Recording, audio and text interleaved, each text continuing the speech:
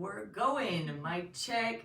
What's cracking? What's popping? It's your host from the West Coast, Jenna, aka J All Day, and I have a very special guest with me today, McKenzie.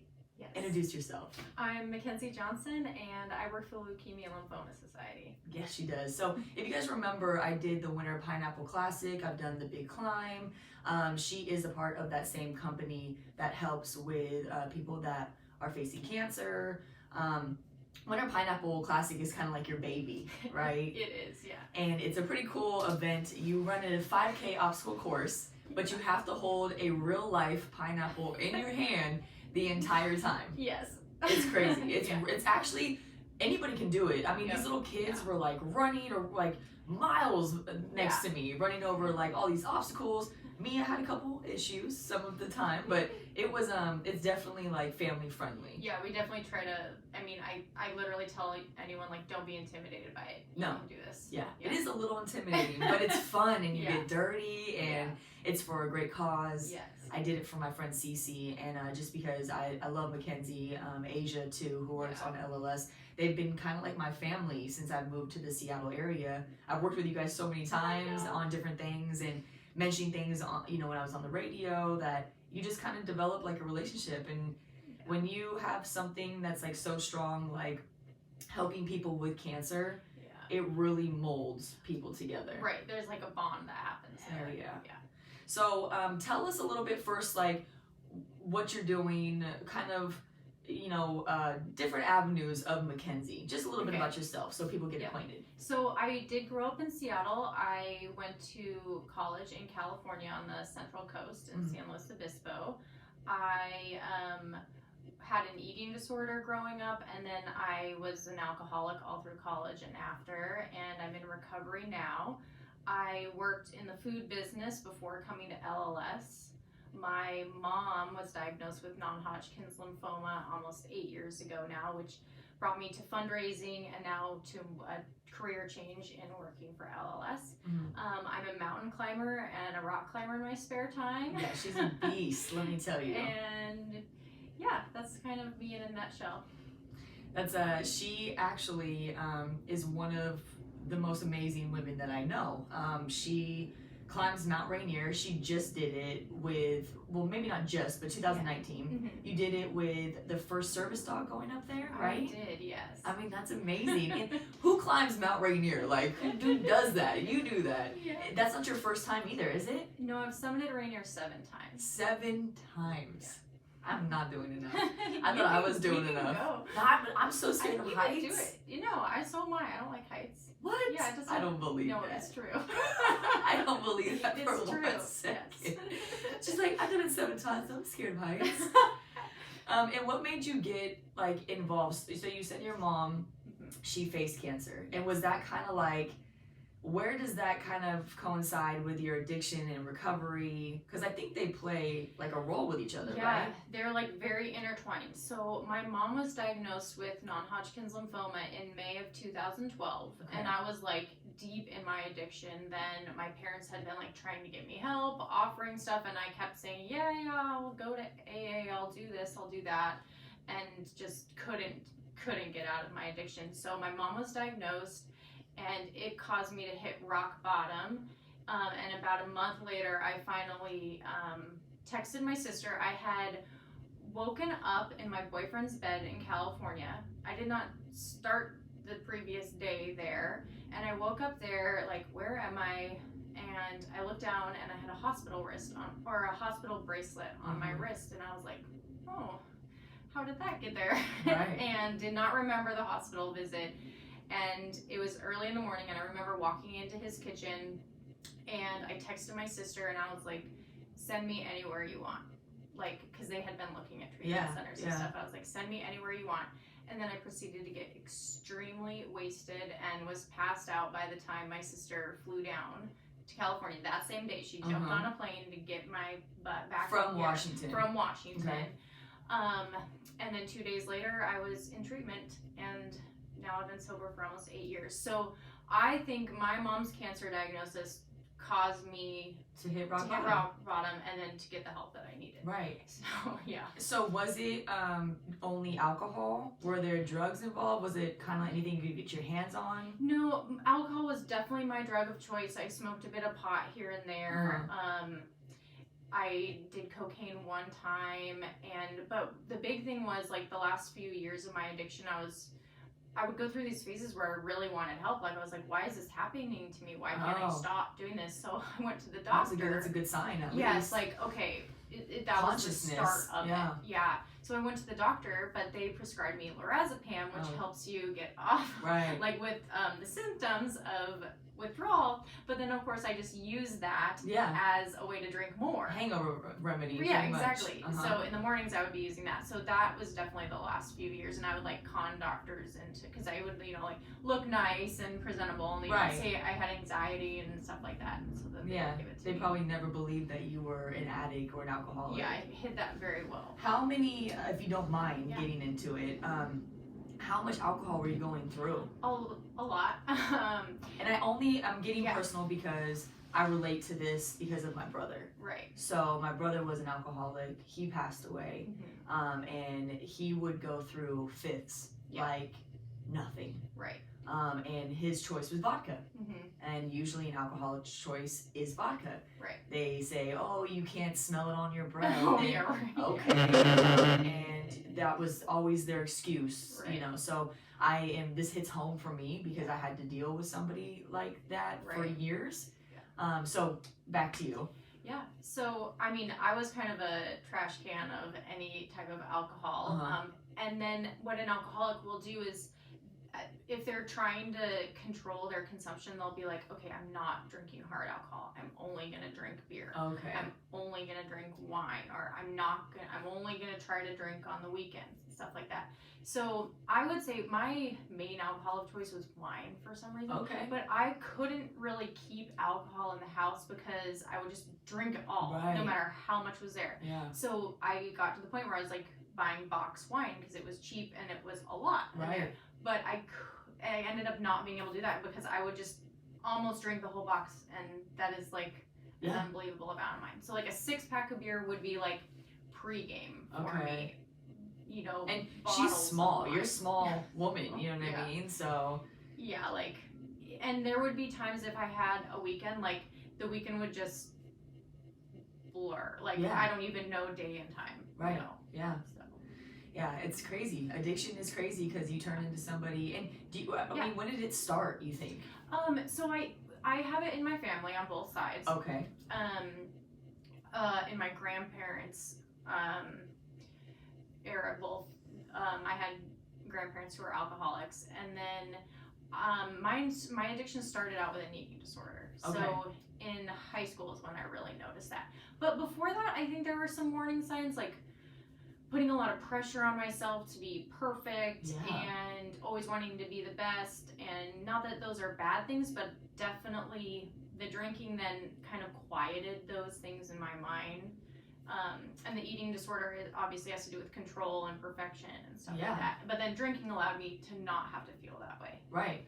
Yeah. So. It's like you were trying to medicate yourself. Exactly. With, I think that happens to the best of us with trying to quiet the voice in our head that's always trying to tell us we're not shit. Exactly. Do better. Do more. What are you doing with your life? I think that a lot of people, you know, they struggle with that. I know I do all the time. Yeah. You know what I mean? A lot of times I'm like, I'm going to throw all of this away. Yeah. Like, why am I even doing this? You know what I mean? So it's a great story to know, to overcome, and to see people that have been through the worst and then get out of it.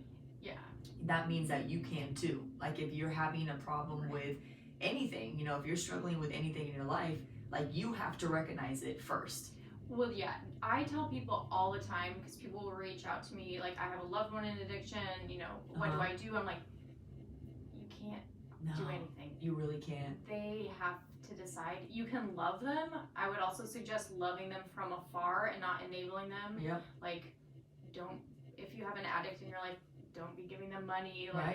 Like it's the hardest thing you have to do. Really hard boundaries, and I mean it's nearly impossible. It really is, especially for I see a lot of moms where, you know, they feel like they're a bad mom if their kid calls them and says, I'm living on the street, I have nowhere, I'm not eating anything, and whatever kind of excuse that they give. And then when that mom says, I'm sorry, I can't help you, it's more detrimental, I feel like, to them than it is to the addict. It is. It's good for the addict. Completely. Yeah. And it's so hard for the loved one to be able to set those boundaries. The first question I always ask if a mom reaches out to me about their kid, I say, are they living with you? Yeah. And if they are, I'm like, you're not going to want to hear this, but you can't let them live with you if they're going to keep up this behavior. It's true. You know, like, enabling comes in many forms. And I think that's, my brother never understood what he was doing to us. It was always about him. I didn't know. I thought I would had a fine relationship with my family. I have one sister. I thought our relationship was good. And when I went to treatment, I found out she basically thought she didn't have a sister. Yeah, and that's how you feel. Yeah. I mean, you see somebody when you've known them when they were normal. Yeah. And then you see them going down this path. And I'm so much younger than my brother. And he's passed away now, but I was 8 years younger than him. And so I looked to him as my hero for my whole life. And then, you know, you see them for who they are, and as they get older and their addiction takes over, you're like, what the hell? Yeah. That's my hero? I was angry at him most of the time because of what he put my mom through, what he put myself through. We didn't know if he was going to be dead or alive next time we called him. It was always something. Yeah. What's new with Mike? It was always something. And, you know, if you have other kids, it takes away, it takes away time with them. Yeah, because the focus goes on the addict. Well, I didn't matter. My sister didn't matter. In a sense, I knew we always mattered to my mom, but it was always about him. Yeah. And it just was kind of I remember one time he got in a really bad car accident, and my mom had rushed over to the hospital, and I walked in, and he had my brother's was in the Marines for 11 years, all-star football player, could have gone to scholarship, all girls loved him. When they knew I was his little sister, they'd be like, oh, hey, Jenna. I mean, he was that guy, right? And I remember walking in, and he just looked so broken. Yeah. He looked so skinny, and his eyes were black and blue, and he just kind of sat there like a little boy on the edge of the hospital bed. And I looked at him and I was like, what the fuck are you doing? Yeah. And I've always been scared to talk to him like that, because he beat my ass. And I went in there and I just yelled at him, and I just started screaming at him. And it, you know, to watch my mom have to endure that shit every time was you're killing her. What are you doing? You know what I mean? So it was a rough ride, and unfortunately, you know, I don't think we lost him to addiction. Yeah. I don't think that was the case, but I think that played a really large role. Yeah. And, you know, he's not here because of that anymore. But, you know, there's so much with him. I'll get into it some other time with my brother, but it's a long line. But if you don't want to live for you and for people around you, then you won't. Yeah. And that's the bottom line. Yeah.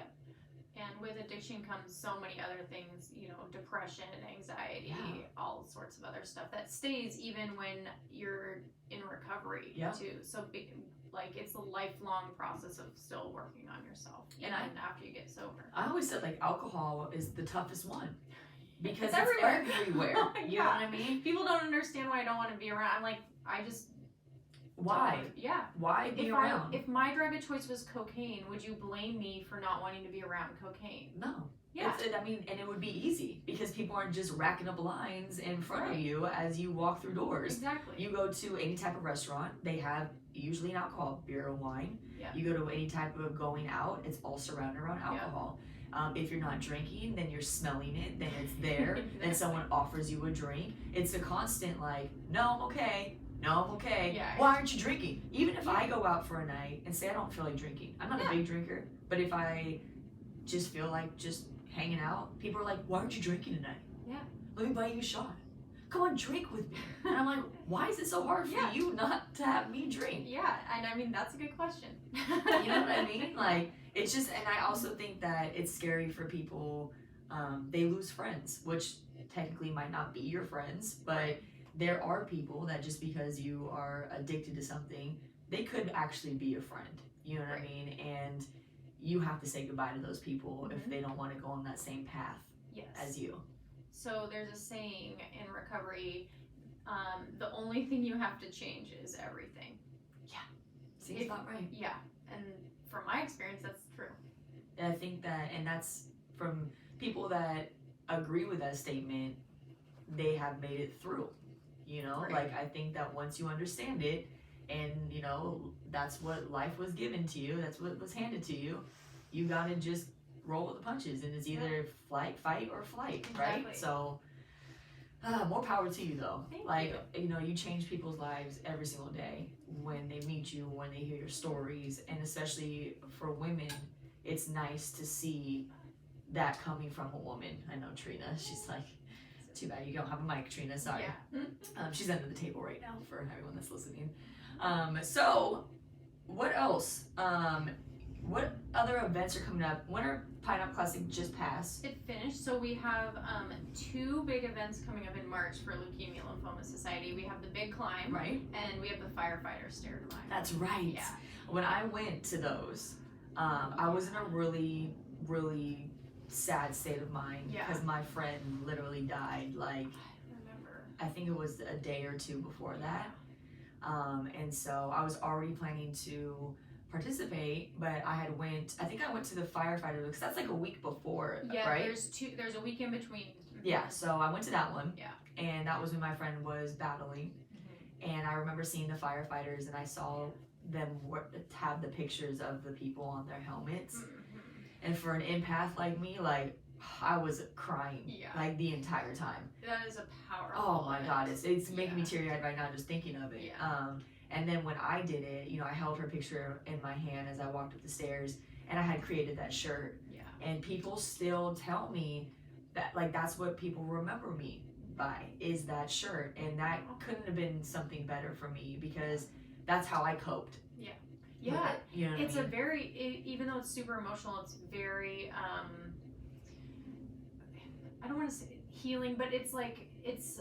I get what you're saying. Yeah, You could say positive. healing. Yeah, I mean, it's really incredible. Even though you're surrounded, as you're walking up the stairs, you're surrounded by all these pictures of people who have cancer or who have passed away from cancer. Yeah. And you're reminded every step why you're doing this. And then I always think, like, this is nothing compared to what they're going through. Oh no. What I do in life is nothing compared to what they're going through. Yeah, and that's the whole point of going up those stairs or holding that pineapple when you're going through the obstacle course. It's just to remind yourself, hey, shit could be a lot worse. Yeah. And you could be going through what they have to go through, people that have cancer or have family members or kids that have cancer, and sometimes it's unstoppable. Right. And, you know, I've done so many events, like I was saying with you guys, that it's rough to listen to. You know, luckily I don't have a line of cancer in my family that runs, and I'm like the only person that I know that doesn't. Right. And I pray God for every day because of it, because it's just such a killer, you know. Yeah. But to see these people just keep fighting, like, it's empowering to say the least. Yes. I have a couple questions for you. Sure. So you're gonna be my first person that I'm dropping all my questions on. Okay. They're gonna be 5 questions that I'm gonna ask all my guests. Okay. So just give me the answers that first come to your mind. All right. So, what's the first thing you do when you wake up in the morning? I make my bed. Okay. I had a feeling that was probably. What's your favorite cereal? Ooh, I like Kellogg's Corn Pops. Okay. One thing someone would be really surprised to know about you. That I'm afraid of heights. I was shocked when you told me that. Yeah. Totally. That's a great one. What is your proudest moment? Ooh. You know what? Maybe choosing to go to treatment. I think that's a great proud moment. Yeah, and I didn't understand that at the time. I had flown back from California with my cat and my sister and left everything behind, and we stopped at home, and I told my parents, I'm not spending the night in Seattle before treatment. Right. We have to just go. Yeah. Or because I don't want to give myself any moment to change my mind. And you made that decision, I made which that was decision. smart. I Because told him no. usually, so an Right, adult I'll be like, let's "Trying to just figure it out." Let's Yeah. just hang out here for a Yeah. little while. I want to like, see my friends before yeah, I just go. one more time. Like that was big. I was like, no, if I'm doing this, I'll stop and say bye to mom. And my mom was going through chemo, and she was like super skinny. Her hair was falling out, so she looked Different. really bad. Yeah. Yeah. Was wearing kind of like a muumuu, and she like a nightgown, and she never wears stuff like that. She's always really well dressed. And she came out and she hugged me, and I remember her saying in my ear, "I'm so proud of you." Oh. And I was thinking, like, this is like the lowest point in my life. Yeah. Why are you proud of me? And I understand why she's proud of me now. Yeah, So I do maybe too. finally making that decision. I love that. Yeah. That's a great moment. And then, what is your favorite thing to cook? Ooh. Oh, I cook a lot. Sauces. I like putting sauces on like anything. Like Like I'll what make kind a of sauce. sauces? Usually a cream sauce, which is not good for you. But, So yeah. like Alfredo or something like that. Similar, yeah. Okay, cool. Yeah. Those are the 5 questions right there. I love it. Yay! So we I've been telling the listeners that I'm doing this new segment on the podcast, just Okay. like Jenna's advice. Okay. So if you need advice, hit me up on the DM. Yeah. Let me know. It can help people that are going through maybe the same thing. Right. And you can hit me up on Instagram at JODate87. Tell them where to find you. You can just find me. Instagram is McKenzie_P_Johnson, and that's where I post like it's usually all my mountain stuff, and then my stories will be more personal and LLS related, and then Facebook is a good place too. Just McKenzie Johnson. Cool. And yeah, if you want to participate in any events, sign up quick. I think you can already sign up for Big Climb, right? Yeah, bigclimb.org. And that's March 21st. Yes. I don't know if that was that last year or not. Yeah. Okay. And then we have to do one more thing. I Okay. almost forgot. New snack alert! Ooh. I know. Okay, so the new snack alert. Do you like ice cream? Yeah. Okay, so they have a new Ben and Jerry's. What? Yes. Where's my mouse? Here it is. And it is called Netflix and Chill. No, it is not. It is. Oh my god. So I'm gonna put it Of course it is. back here. Yeah. And so it is peanut butter ice cream with sweet and salty pretzel swirls and fudge brownies. I am into that. That is great. They I don't have think great you can get- marketing. I Yeah. know. Oh my gosh. I don't think you can get much better than that. Yeah. So that's the new snack alert. Yeah. Episode 8. Remember to subscribe, follow, rate, please. If you support me, that's how you are going to help me continue this podcast. So repost, share, whatever you can do. Let's get the word out. 1,300 downloads in only 2 days. That is amazing. So Awesome. thank you guys so much for everything. Thank you, McKenzie, for coming. Of course. I couldn't, be more proud to know somebody. Oh, So I can say the same about you. thank you so much. All right, till next time. Peace.